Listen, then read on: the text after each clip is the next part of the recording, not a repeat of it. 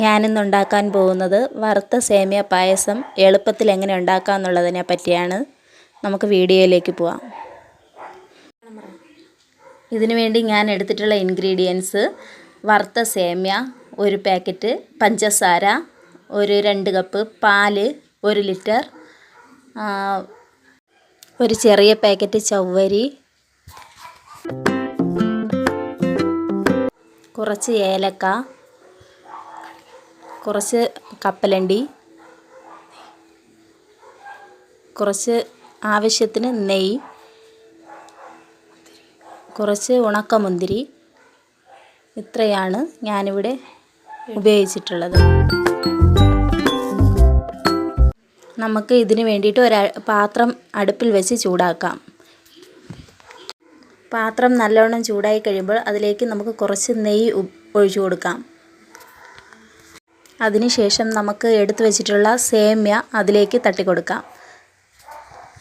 നല്ലവണ്ണം ബ്രൗൺ നിറമാകുന്നത് വരെ നമുക്ക് ഇളക്കി കൊടുക്കാം.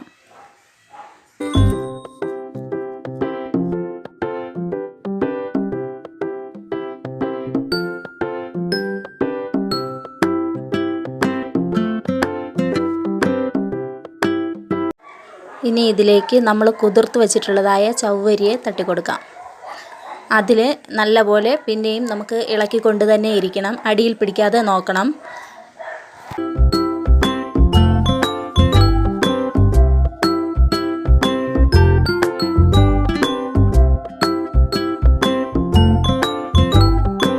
അതിനുശേഷം നമ്മൾ എടുത്തു വച്ചിട്ടുള്ളതായ പാലിനെ ഇതിലേക്ക് നമുക്ക് ഒഴിച്ചു കൊടുക്കാം.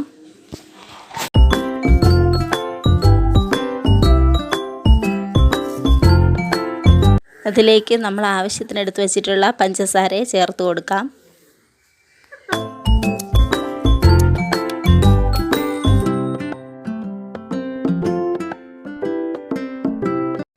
ഇതിനെ നല്ലവണ്ണം നമുക്ക് മിക്സ് ചെയ്ത് ഇളക്കി കൊടുക്കണം.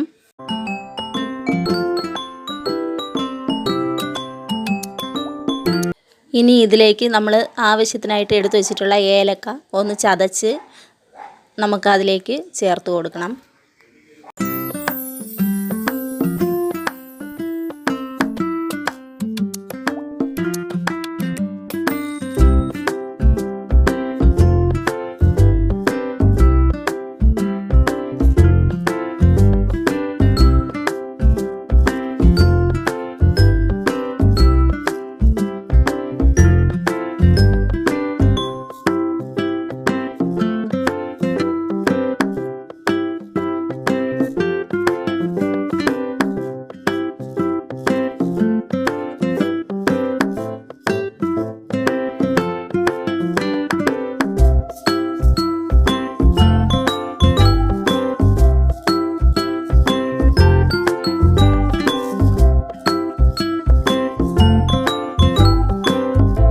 ചതച്ചെടുത്ത ഏലക്കയെ നമുക്ക് ആ സേമിയയിലോട്ട് മിക്സ് ചെയ്യാം.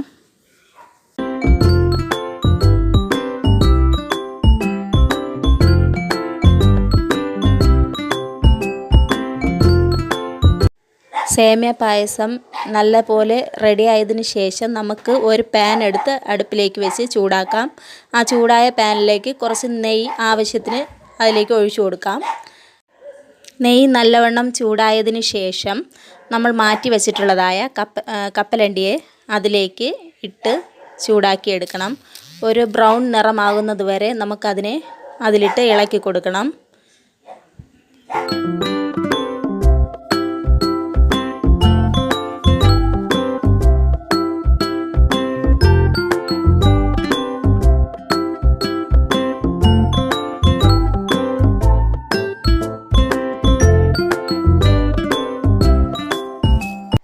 കപ്പലണ്ടി നല്ലോണം മൂത്ത് വന്നതിന് ശേഷം നമ്മൾ അതിലേക്ക് മാറ്റി വെച്ചിട്ടുള്ള ഉണക്കമുന്തിരിയെ ചേർത്ത് ഇളക്കി കൊടുക്കുന്നു. നമ്മൾ ഇതിൽ കാഷ്യൂ നട്ട് ഉപയോഗിക്കുന്നില്ല.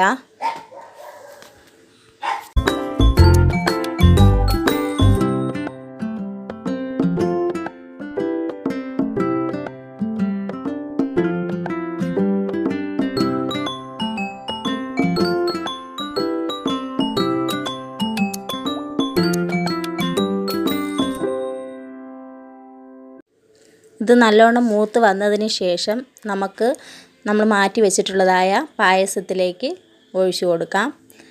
എന്നിട്ട് നമുക്ക് ആവശ്യാനുസരണം അതിനെ നമുക്ക് ആവശ്യത്തിന് ഉപയോഗിക്കാം.